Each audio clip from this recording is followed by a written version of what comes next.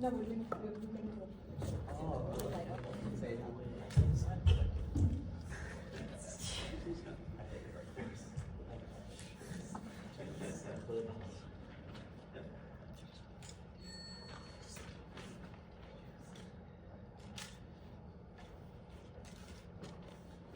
Can I be seen and heard if I speak like this?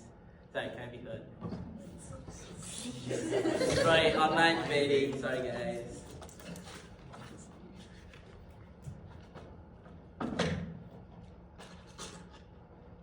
I'm going to prove to you three things in this speech. The first is as to why this narrative is true. The second is as to why we're able to interpret evil a lot better. And the third is how other individuals who are not victims of these atrocities are likely to respond, and why we think it's going to be beneficial on our side. But before that, 3 pointers set up because we didn't think the info slide was very good. First piece of setup then is what the banality of evil looks like. That is to say, 2 things.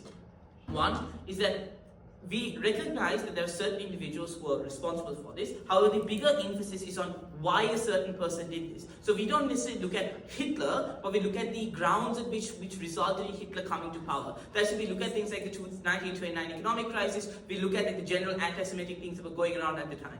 But B, we also look at cogs in the machine. So this looks like individual soldiers who are like guarding the Nazi camps, who are in charge of interpreting very racist laws in like apartheid South Africa. So we think that's a general description of what banality of evil looks like. The second is what the counterfactual that they have to defend is. And that is where leaders are solely responsible for these problems. That is to say, you don't look at like the reasons as to why Hitler rose to power, or as to why a certain terrible person or MBS rose to power, but you just say, hey, this guy was bad, that's about it, right? And you don't look at the logic that we interpret, the logic in society that resulted in these individuals rising to power.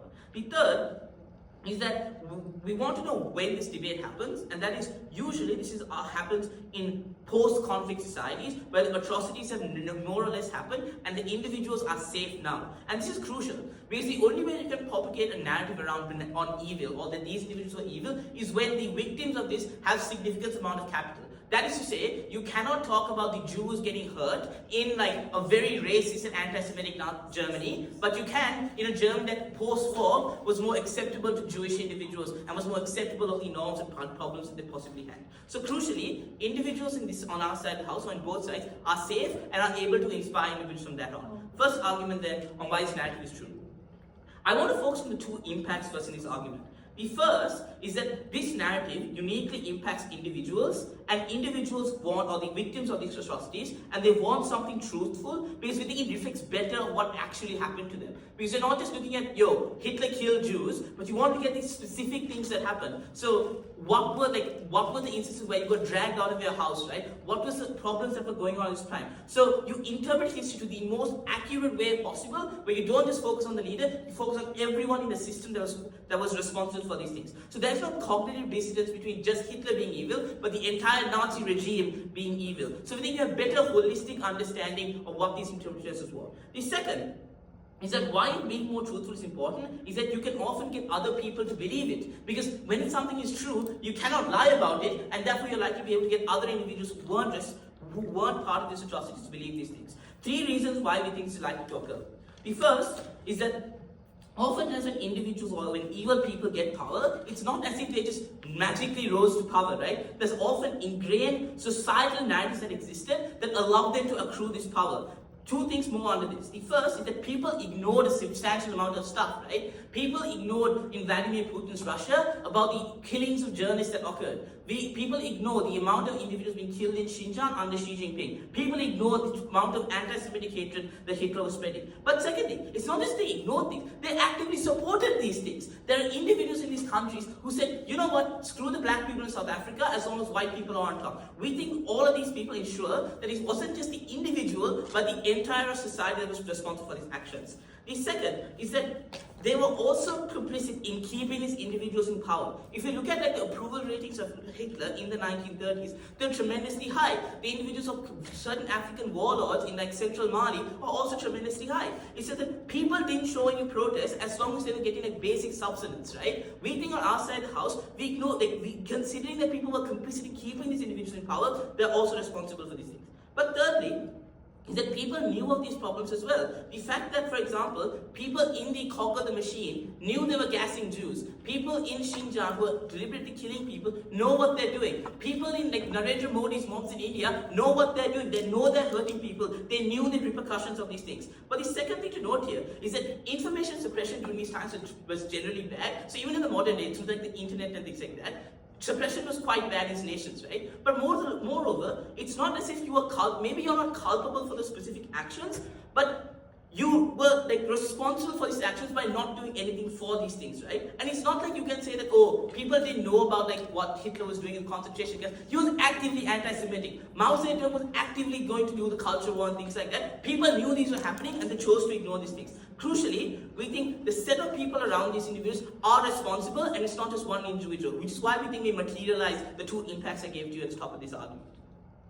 The second argument then is why we're able to interpret evil a lot better. 4 mechanisms under this. The first is that oftentimes when we focus on just one person being evil, people often wonder, right? Why did Hitler hate Jews so much? I still don't know the answer, right? There are certain questions we have around people as to why they're so evil. If you just focus on that individual, you don't realize the reasons or societal problems that those people were trying to fix, or what people saw to them were the answer. So therefore, you do not know how these bad guys got into power. You do not know who these individuals are. Crucially then, when you know that, like, as a Jewish individual, you don't know what were the circumstances that created Hitler, you get scared because you just think that, oh, this is just going to be a bad guy that's going to rise again, and you don't look at the possible things that you could see in society and prevent that from happening. 2 things then. 1, you feel scared because you feel that there's just another evil guy. But secondly, you do not see the signs of these bad things happening. As in, like, if you're in an autocratic country and a dictator gets toppled, generations down the line, if you know the reason as to why that dictator was able to stay in power for so long, you're able to see those things when you know those reasons are existed. So you're able to keep an eye out on those things and prevent those things from happening.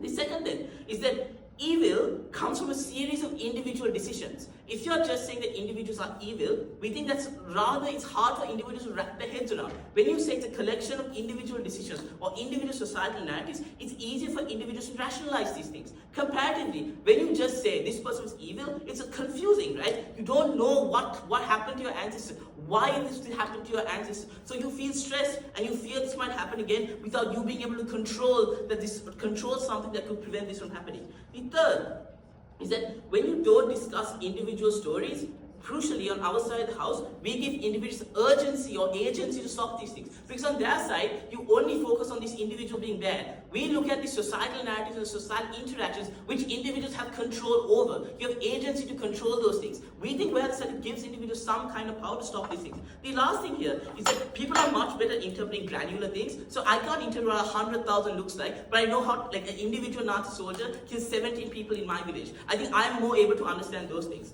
The impacts of this argument is couplefold. One is that you're able to start caring about these things, which empowers people to get agency to stop these things from happening. The second is that you don't live in a constant state of fear where you think someone's going to rise up and kill you, but you look at societal narratives that could possibly damage you. So you like to try to change those narratives on our side of the house.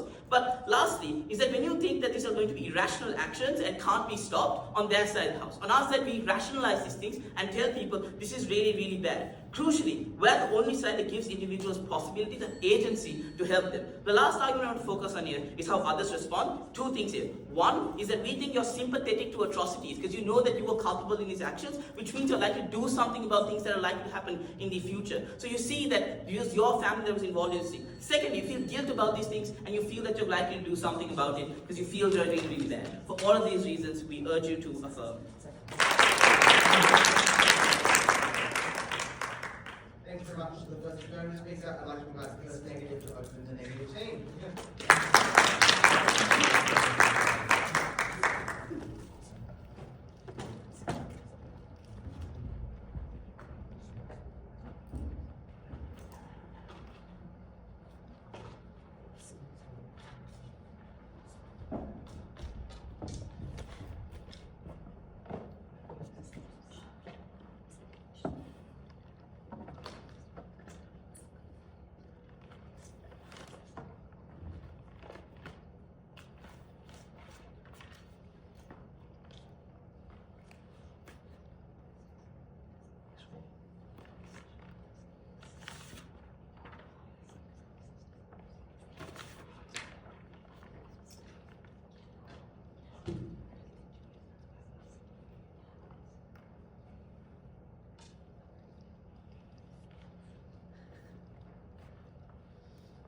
to the two things in this speech. Firstly, a little bit of setup, then why the narrative is untrue, then why it's worse for reconciliation, and lastly, why it's harder to recognize when things are actually going wrong. Firstly, a little bit of setup. What do we think the context of these regimes actually look like? Where do we think these atrocities occur? I think it looks like just backsliding towards authoritarian regimes. It's happened in the Rwandan genocide. It's happened in Nazi Germany. What do we think the alternative context where we don't buy this narrative actually looks like? I think it just looks like a world where we support saying that, you know, major figures propagate fears, use populist rhetoric in saying that and like focusing on other actors that were given the context. We do have the fiat to support this alternative, obviously, because we're the neg, but like also, I think this is directly responsive to what they tried to tell us, saying that their world has context. Please note the info slide here. I'm going to quote it directly because it says that it's with no motive for the actions other than promoting their own advancement in the system. Note how that's really exclusive, because that means that you don't have to actually like talk about the context, because the context is literally their own motives. I think that cuts out a lot of the material that they gave you, because it meant that like none of the context that they tried to prove to you actually occurred. We will decide with context because we considered it within the regime. Okay, firstly, why do we think the narrative is untrue in the first place? They tried to give us a lot of mechs about like, you know, how it's a whole society and the context matters. Note how I already responded to this. How do we think how do we think their authoritarian regimes actually rise to power? I think it looks like three things. Firstly, major leaders use populist rhetoric of pressing issues of the time. That looks like how a lot of these governments talked about the economy and how it was failing, or how like particular things were like really bad in their country. The second thing is that they use this rhetoric then to get into power, to start to become a part of the government, and to start to dismantle the government from the inside. That looks like, for example, dismantling their opposition, making sure that they don't have as much power as they used to do. Note here then that they start to push through that policy. This is how the authoritarian regime gets into power. This looks like targeting particular groups and using them as a scapegoat to further entrench their power. For example, as you saw in Germany, as you saw in Italy. Why do we think this is true? I think firstly, in cases of major atrocities can't occur until there is a lack of opposition, because otherwise, obviously, like you can just have an opposition to shut you down. But secondly, you need time to be able to build up an anti-minority rhetoric, right? Otherwise, you're not going to get the buy-in that you need to be able to have your authoritarian regime. But the last thing then is to say that the use of propaganda is probably going to occur concurrently with the ability to dismantle the other parts of the regime, and that's just like a really important thing. So note that this like obviously doesn't occur in free societies where you can just stand up and say this is a bad thing. This is very, very crucial. I will go on to explain it later. What this looks like then is just like a lack of executive, a lack of capacity of the courts, more police who are going to be in power and being able to like scrunch down anyone who opposes this regime. For example, the KGB or the Nazi police or the Syrian police. So then crucially then, why is the narrative not true? I think it's two reasons. Firstly, the orders are just given from the people above and who are in charge, right? That just looks like the person who is at the top giving orders to commit a particular atrocity. It's not just this individual committing it themselves. The second thing then is like, this is just a very flawed conception of bureaucracy to say that it was one individual, because if you are someone who was part of the regime and you were told to do something by someone else who was in power, there are just a lot of active pressures on you to act that way. That means that you lacked the capacity in the first place to be able to make these decisions. It was never your choice in the first place. It looks like when you oppose the state being like, well, we're going to get your family with the police. It looks like, you know, pressuring your family members, your children through very like scary and difficult things. Note that you don't have to be in power to still have like, you don't have to be power to make these decisions, because you are just being pushed from top down. I think the impacts of this then are twofold. Obviously, we just like truth in our narratives. That was clearly a very good thing. But secondly, truth does just impact the buy-in, right? Obviously, like the individual communities probably, when they don't buy into a narrative because it's untrue, is going to be particularly bad. But secondly, we need people from the majority to also buy into this narrative if we are going to improve reparations and reconciliation, which is the second thing I'm going to go on to. Note how we're the only side to prove that we get better reconciliation. A little bit of framing on this then. I think that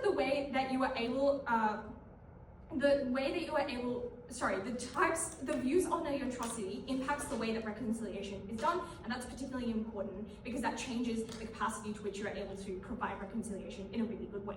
Okay, why does their world get worse for reconciliation?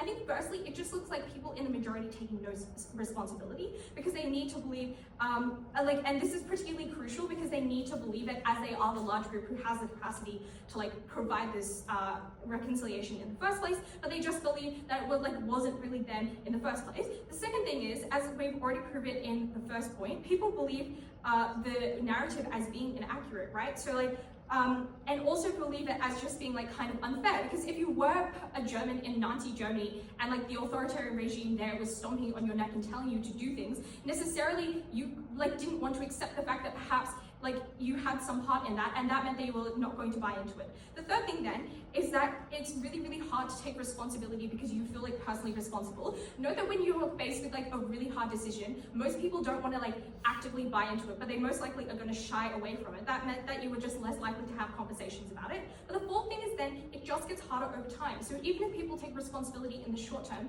in the long term, when it comes to their children and their grandchildren, they're just less likely to do it. That means that support for reconciliation just crucially drops on their sides. I think the impacts of this then is obviously firstly to note that obviously these atrocities are happening to minorities because in order for these to occur, they needed support from the majority in the first place, whether that be through money, capital, all those sorts of things. I think then it's important to note that in places where this narrative has occurred, there are just really bad examples of reconciliation never happening in the first place. For example, in Japan, there's just no reconciliation because they're not willing to admit that they were in the wrong. That means no reconciliation for the Korean and Chinese women who are really, really affected by the horrible dictatorship and I guess military stuff that happened on there. Okay, but why is it crucially bad for minorities? I think it's because when you think that everyone has the capacity for evil, it means that you're necessarily more scared. Note how this is directly responsive to how they firstly tried to tell you that they would feel more safe, but secondly said that they would be unsafe in our world. But I think it's just that when you think that every individual has the capacity to do evil, you're less likely to see those people as good actors. That means that you were less likely to seek reparations for them because you were scared and because you felt less unsafe. I think the alternative then is just that you are able to access this. But the last thing then is just to say that you do get you get worse reparations on their side. Why? Because you feel more antagonistic. That looks like the military, the stuff that was happening in Syria when they were trying to get reparations for the atrocities. And you continue the cycle of violence because you think necessarily that that's the only way that you're able to get reparations. So lastly, why is it hard for things to see that things are going wrong in their world? I think firstly, the awareness of propaganda is going to be much worse. And the reasons for this is because you think that it's just for the individual. When people start to use populist propaganda, you're less likely to recognize that as a form of individualism. You're less likely to see that propaganda was actually an active part of building this authoritarian regime. Note how that's exclusive. But secondly, they try to tell you that individuals are easier to digest. That means that you're more likely to understand the context, you're more likely to engage in the systems. I think that that's untrue just because of the confirmation bias that happens. And that is to say that when you think that it's the individual who has the capacity to act evilly, you think, oh, well, that can't be my family, that can't be my friends. And that means that because you have this confirmation bias, you're less likely to think that individuals could do it in the first place. That meant that you were less likely to believe that people could buy into these regimes, and that meant that you were not going to think that this could happen to you ever, and that was crucially a really, really bad thing. So proud to oppose.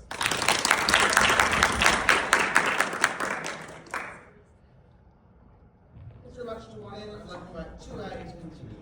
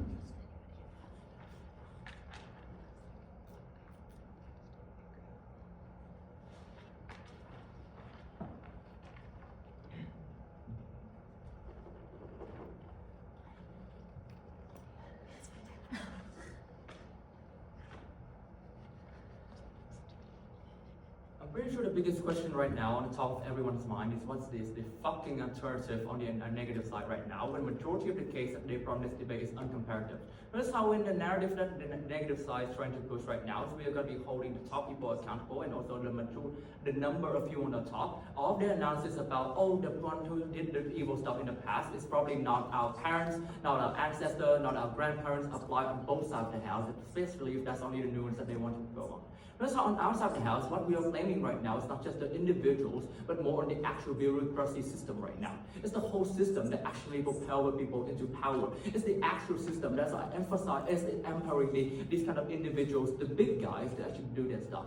People are advancing their stuff, people are trying to advance their life, i.e. it's the German in the 1940s something, or 90 before something, because of how there was a norm of colonization going around the society. It's a norm of the people in Germany itself having a really high approval rate for Hitler himself when he tried and convinced people that he wanted to conquer the world. That's the actual bureaucracy and the actual system that we are opposing and we want to get rid of comparative in this side of the house. So therefore, no actual response have been given by Emily comparative in this debate.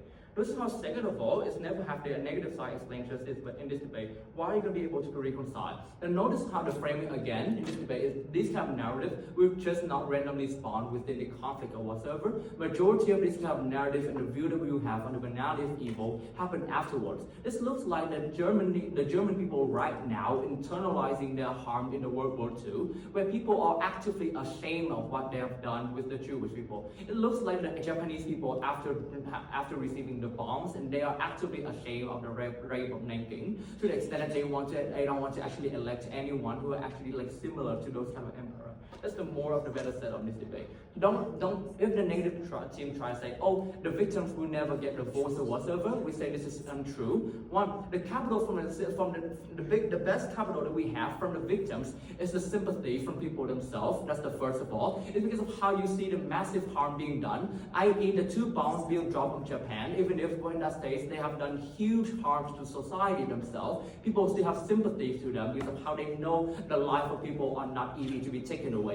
They know the life of people, even if they have done good and bad, are precious enough and have a lot of sympathy for this kind of stuff. 2, they don't want this to happen to them inherently. Basically, they don't want any bombs to happen to themselves, and that's the basic mechanism right now. One of the most reasons why the police system right now are avoiding robbery and killing other people, even in the good of the society, i.e. you killing someone who is being extreme, because of how they are fearing that these kind of scenarios might happen to them as well in one day if other people are viewing them as bad. So therefore, the narrative of the society themselves are valuing life and valuing the voice of these kind of victims because of how they are feared that one day this can get to them. Second of all, notice how the change on this kind of bureaucracy and this kind of problem affect worldwide. Because of how the problem of authoritarianism, the problem of fascism, the problem of Nazis can happen and can occur to everyone on the society right now. For Asian countries, we have already experienced a lot of colonization. For Europe, it was the problem with the World War II. For America, it's the problem with the discrimination against indigenous people and Latin America people as well. So therefore, all those atrocities of stuff that can be accredited and can be understood by everyone comparatively. Why are we able to better reconcile it on our side of the house? Notice how the narrative on the negative side is that one man or one group of people in the past have done bad, and therefore they are bad itself, and you suffer because of them. Chances are people are going to be watching these narratives easier because of how basically the government and the politicians of these kind of countries themselves have an incentive to do so. Because of how they don't want to have bad image on their own countries, right? Comparatively to outside the house. 2, basically this is the problem of the bureaucracy itself. It's the bigger problem that being formed by the society. It's not going to be just about, oh, we need a new government, we need a new whatsoever, but we need to actively know and invest in the information to vote into a better government. Notice how comparatively on both sides of the house, on our side of the house, we are actively less likely to approve Hitler. This is also going to lead into like a lot of like political changes that we have, i.e. you're going to have a vote every few years, i.e. you have to have like a certain amount of approval rating to get into the poll, i.e. if you are being too extreme right now, i.e. the examples of like Queensland's political groups or something, I actually don't remember, but there was a really like recent example in Australia, you're going to be discriminated and you're going to be name and shame. So that's the actual comparative right now in this debate. Why are we better to be reconciling them? We think there's going to be three mechanisms. First of all, it's going to internally, these kind of people within the countries or within the groups of people that have done atrocities going to be reconciling. That is going to be trying to actively reparating. Two, the victim themselves is going to do their best to prevent stuff to happen. And three, externally speaking, in the future, there are a lot of people who is going to be incorporating this problem into their own good, into their own experience. Why would the people within the atrocities want to redone and reparate this stuff? Notice how majority of the impacts of this debate happens when the problem of when the atrocities being widely acknowledged as an atrocities. This is how comparatively on both sides of the house, if this is not the case, the victims will still be punished, the victims will still be harmed, the atrocities probably still going on. The narrative, the difference is going to be marginal on both sides of the house. This has to be the framing, and how I've already explained to you the visualization of in reality. Why then these kind of people have an incentive to not do this again? One, basically because of how they have been suffering under the massive harm after that war. I.e., they are being punished by others like international community, they are being punished by other countries surrounding them, they're having a lot of tariffs, they're having a lot of stuff being placed on them. But also, second of all, is they are being taught by other people that this is not good. I.e., that, like I said before, the German people is going to be internalizing that the narrative itself, the things that we have done in the past itself is bad. Because of how one, people still have morality in the future when they actually revisit this kind of problem on just a quantitative situation and on a fact of no bureaucracy in the past comparatively to outside the house. So therefore, they have the actual incentives to actively change comparatively. Two, it's not the victims themselves want to have some prevention for this. This is easily done. Why? First of all, you're gonna have more carefulness when you're doing international relations. I.e., Vietnam right now is doing bamboo politics in general, which means that you don't go like into any coalition with other countries to avoid being a pawn of those kind of countries, to avoid being a mid-shield for these kind of countries if any conflicts happen. It looks like a lot of like Middle East countries right now are actively preventing themselves against the interpretation of Western news media and the cooperation between Western countries because of how they fear being oppressed, like how Iran, Iraq, and other countries have been by the US and whatsoever. This is how basically one, you can actively vote into a government who have this kind of narrative and this kind of concern to be safe. Notice how this will not completely harm this kind of international relations because of how the benefits are still close inside, i.e. a trade deal is going to get you a lot of money, but with more concern about safety for these kind of people. It's more concerned about the possible political turmoil that might arise comparatively. That's going to be the actual impact they're going to have right here from the victims because of how they can do it comparatively while we're going to have the system. So. Lastly, it's going to be for the external people. I've already explained to you in the first part of my speech about why these kind of people are going to have the empathy and the sympathy for this kind of problem, and they recognize the problem to be a big one. One, this also looks like they're going to be naming and shaming the people who are committing atrocities. This looks like Israel and Palestine problem right now, where people are actively, i.e. Australian university, actively like collaborating with each other to fight against the actual problem comparatively. Fundings, aid, all those stuff actually help for these kind of victims that are on ongoing atrocities, so they help them to alleviate materials and mental health. Therefore, more atrocities can be prevented, more people can be saved. I rest my case. Thank you very much. Second affirmative. I'd like to invite second negative to continue.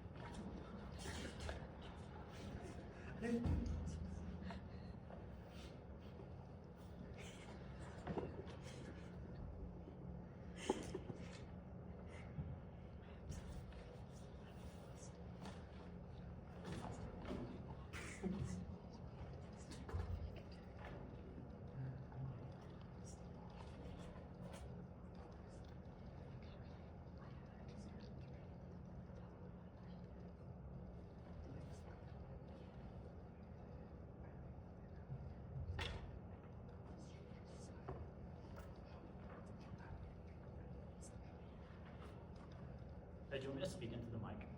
Is that like Up to you. cool? Respect.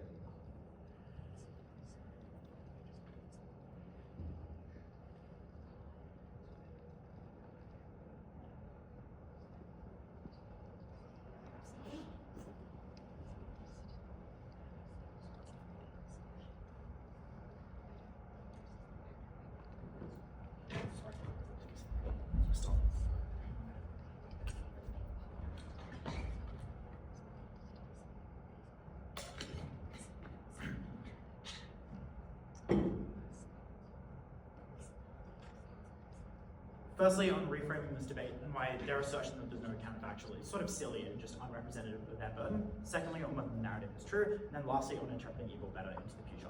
First thing I want to note, on just in terms of how we set up this debate, is just clearly that the info slide says that these are committing of great acts of evil by bureaucrats. That does two things. Firstly, it's commission of an act, not an omission of an act, or a failure to act, or an absence of a recognition that evil is rising to power.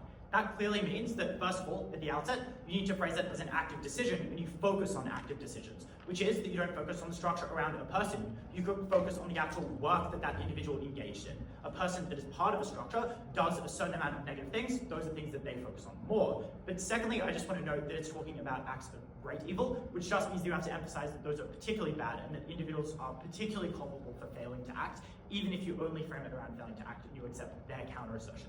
Second thing I want to note is that it's bureaucrats, which I think massively reduces the amount of people that they can claim in this debate that are obviously potentially culpable, which is that the barrier for us is to prove that it's bureaucrats within the Nazi regime, people that may be engaged in processing, people that engage in economic crimes against Jewish people potentially, or repossession of property from the State Department. It is not Nazi prison guards, which are clearly actively committing atrocities of great evil. It is not a banal act to actively execute people as part of the Holocaust. That is just clearly not something that they can claim on their framings themselves. But also the last thing I want to note is that this particularly de-emphasizes agency under their framing. And under our side, we de-emphasize individual agency, which is just how our conception is correct. Because when you talk about propaganda and brainwashing, that is not saying that someone individually chose to commit an incredible act, but what that person did in itself was evil, and that they were acting motivated on factors beyond some of their control, which is to say, we focus on the things that compelled them to stay within bureaucracy, to continue to do evil. We focus on the things that created a state of mind in which they acted as an instrument for the evil will of those above them. That clearly includes things like propaganda, so we gain all the informative benefits that they try and claim in this debate without seriously responding to them at any point in that first negative speech.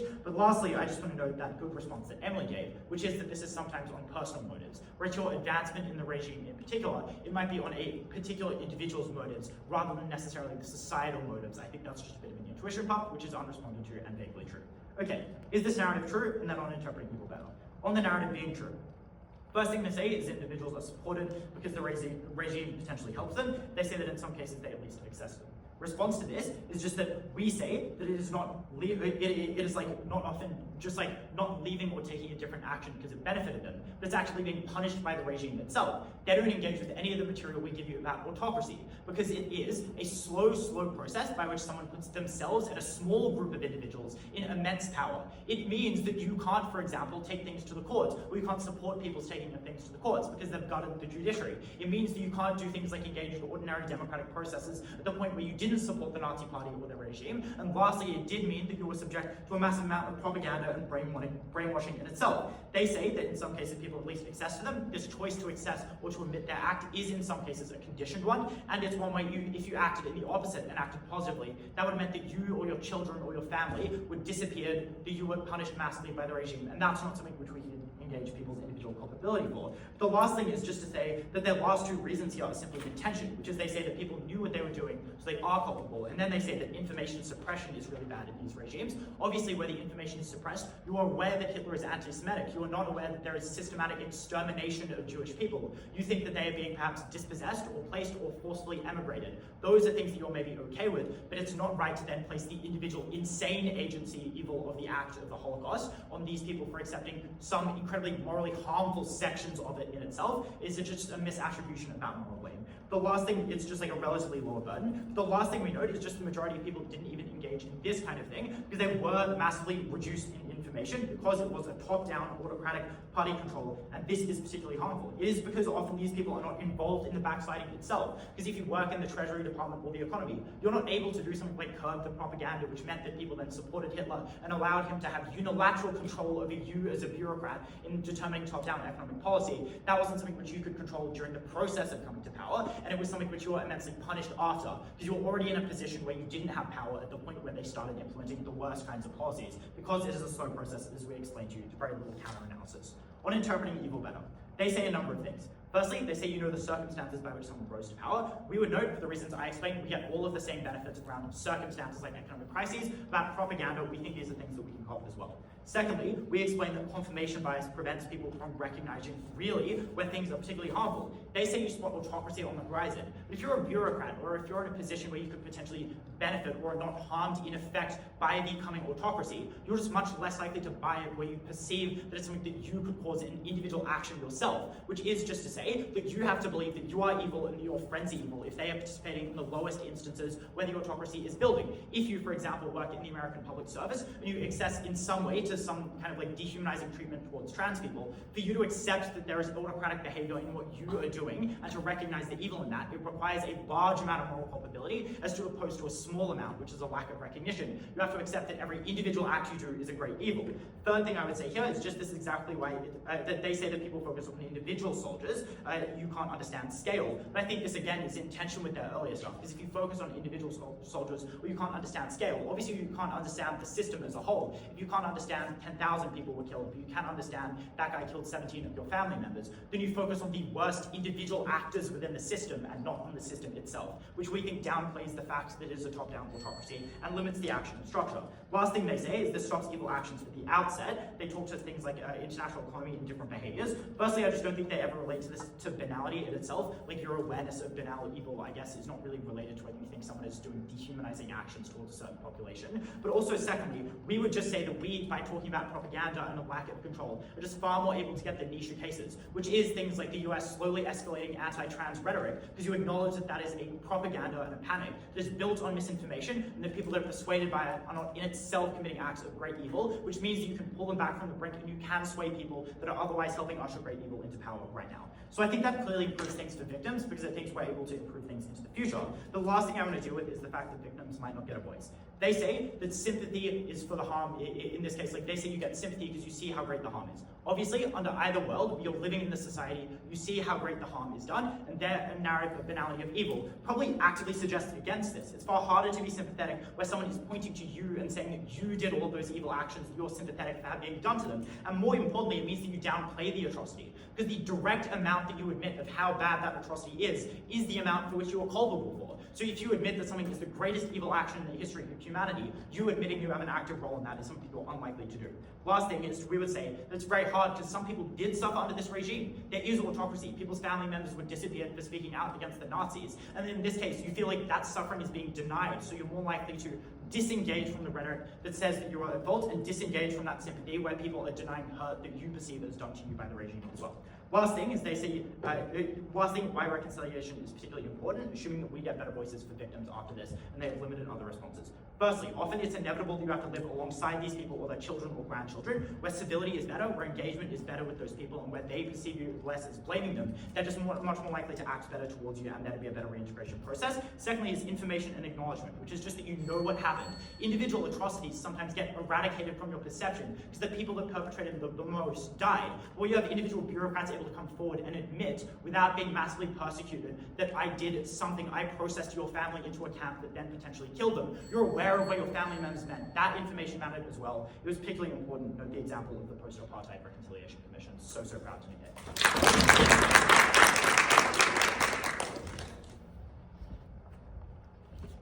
Thanks very much. 2 and I'd like to invite 3A into this one. Okay, see here. 3A, I'd like to invite 3N to conclude the debate.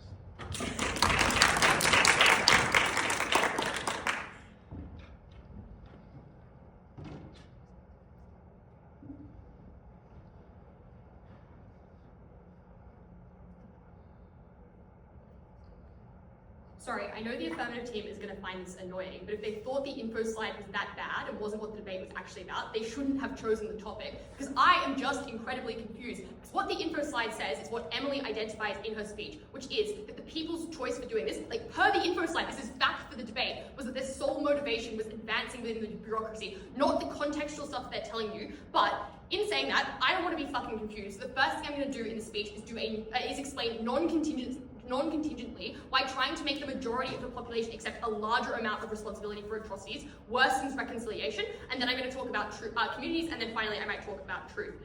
But it might not be worth it because I'm so confused. Firstly, in terms of reconciliation, as I said before, this is non-contingent on what you think the comparative is in this debate, because one thing that should be clear between both teams is they want to make individuals from the majority group accept a larger degree of responsibility, and we're saying they should accept a lesser degree of responsibility. And that is incredibly important, because we explained to you down the bench why trying to force people to accept this responsibility is what causes reconciliation in the immediate aftermath to occur more slowly, that we are able to get the maximal amount of outcomes that are beneficial for people from the minority group that has been targeted in the past. So, first, notably, the stuff that they tell you about people feeling sympathetic towards the minority group that suffered the atrocity is symmetric under both sides of the house, right? Like, under both sides, people are told, and the messaging is that an atrocity occurred, so people from the majority group are aware of that regardless of whether or not they experience guilt. Their claim then is experiencing guilt then makes you want to atone for those sins in the future. We have 5 reasons why this is unlikely to be true. Again, these are all largely brought out at first speaker. Firstly, as we explained to you in our explanation of why most people don't align with the idea that they personally are responsible, because of the pressures of an autocratic state that often limits people's choice,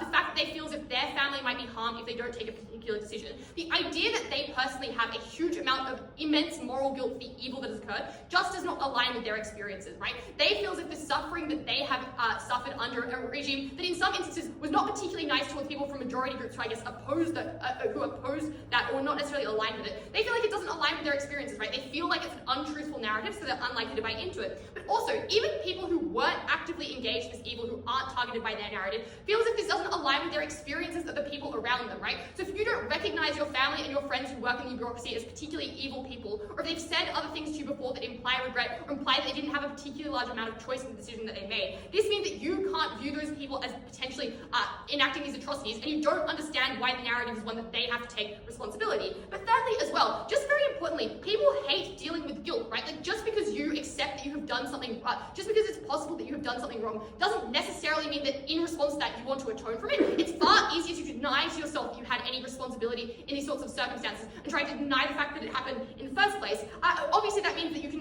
you don't have to it's easier for you to kind of atone for this kind of problem if it's that you made a mistake and now you're fixing that mistake, as opposed to you personally had some great evil within you that you need to kind of reflect upon and wash out. And that is much harder for people to deal with. It's much easier for them to think they as a society made a mistake as opposed to them as an individual made a mistake. But fourthly, it's just much happier and easier to be on the side of punishing someone else, right? So if you as a majority, a group person from the majority group, feel as if then you can take that responsibility and put it onto the people who are leading the society, that's really easy to opt into, right? There's a target that you can focus on. But obviously accepting responsibility and punishing yourself is much harder. It means that you have to undermine things like your own quality of life and possibly suffer as a result of that as well. So people are just less likely to opt into it. But also, fourthly, you're just likely to lose support far more quickly over time under their side of their house. And this is what is happening in Germany right now. People over time do not understand how they personally are responsible for the crimes of the past or why they still have to suffer, because they do not necessarily identify perhaps their parents or grandparents, people they love and think are good people, as being necessarily evil. So even if the people in the first generation accept that they themselves were evil and banal, people in later generations don't accept that people over them had that capacity to do, because obviously they never saw that banality of evil occur in the first place.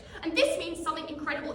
This is incredibly important. Firstly, when people don't believe the narrative that is coming from the minority group, this reinforces the hateful stereotypes that caused the atrocities to occur in the first place. You believe this minority group is lying to you, they're trying to wheedle their way into getting greater concessions, and so you go right back into the same patterns of behavior in the first place that thought they were ungrateful for their position in society, and you're likely to reoccur the same rise of hateful rhetoric that occurs in the first place. But then secondly, as we explained, because you do not have buy-in from the majority under their side of the house, you just don't get any punishment whatsoever. Like, what we can get you in our worst case scenario is very clear prosecution and punishment of the top leadership, of the people who did perpetrate the Holocaust from the top, who notably still are making the most direct decisions in these cases, right? Like, yes, bureaucrats had some influence in allowing these decisions to occur, but obviously the people who are pushing the policy platform of the Nazi Party were at the top, and these people get very clearly prosecuted with large support from the vast majority of society, and that is awesome, because that means that people feel at least some recourse has occurred for these crimes in the past. But finally, even if you believe all their claims about how the evil actually is banal, you're just much more likely to see that under our side of the house.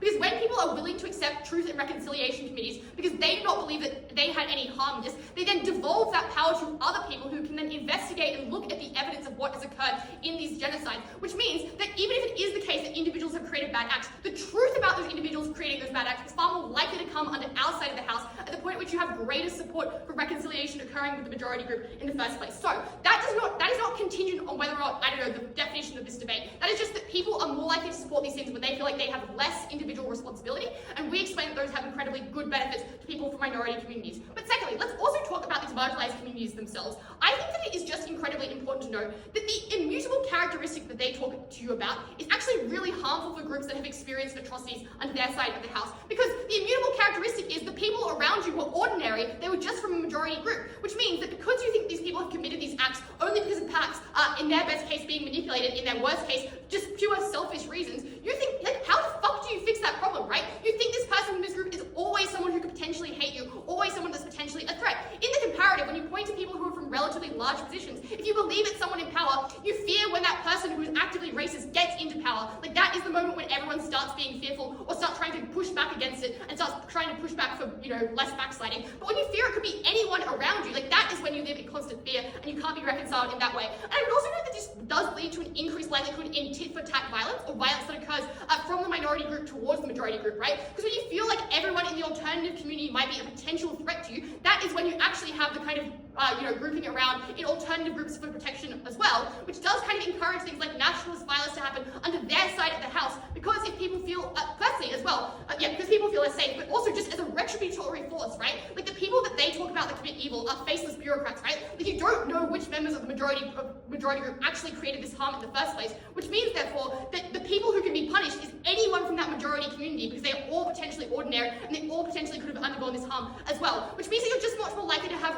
the tensions occur after the fact. Note they tell you this debate takes place in areas where minority groups have gained more power since then, which means obviously they also have the capacity to commit violence again against the majority group as well.